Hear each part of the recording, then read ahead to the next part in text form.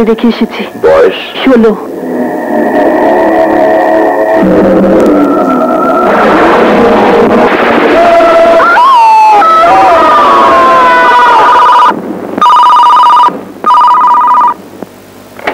Hello, Sumana আত্মহত্যা করেছে। কি? আজ যে জন্মদিন করলাম সে আত্মহত্যা করেছে? ঠিক আছে, আমি এক্ষুনি আসছি।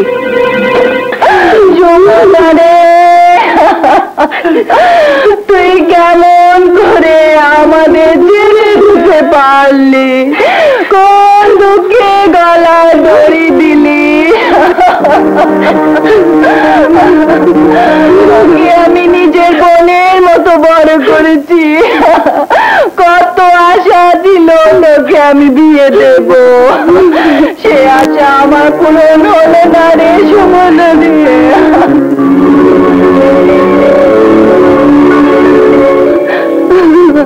ও তো মরে নাই, আমাদেরকে শেষ করে দিয়ে গেছে। আপনি পুলিশকে খবর দিয়েছেন?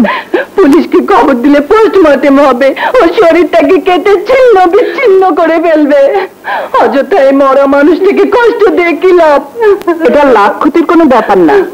আজ সকালে যা হই হুল্লোড় করে যে মেয়েটির জন্মদিন হলো, সেই মেয়েটি হঠাৎ করে কেন আত্মহত্যা করলো তা জানার কৌতূহল আপনার না থাকলেও আমার আছে। আপনি কি কাউকে সন্দেহ করছেন? সন্দেহ করাই তো স্বাভাবিক। এতিমখানা আমার চার্জে, এদেরকে আমি নিজের বোনের মতো জানি। আমি কাউকে সন্দেহ করছি না, অথচ আপনি বলুন তো কাকে সন্দেহ করছেন? সেটা এরাই বলবে। বলো, তোমাদের মাঝ থেকে কে আমাকে বেনামি টেলিফোন করে বলেছিলে সুমনার আত্মহত্যা করা ছাড়া কোনো উপায় ছিল না? আমি এই আত্মহত্যার কারণ জানতে চাই, বলো।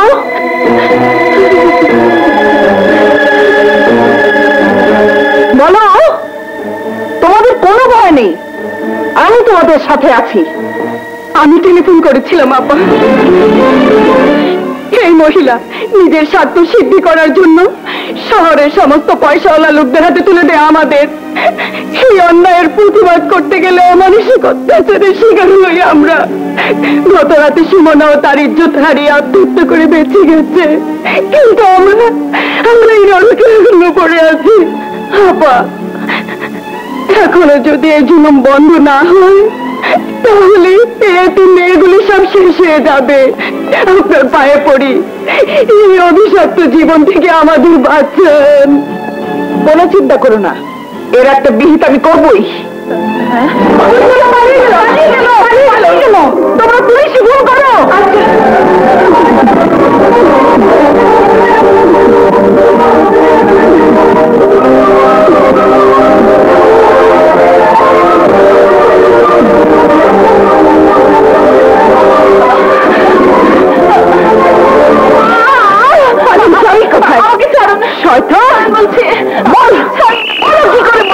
আমার কোনো দোষ নেই, আমি জানি না।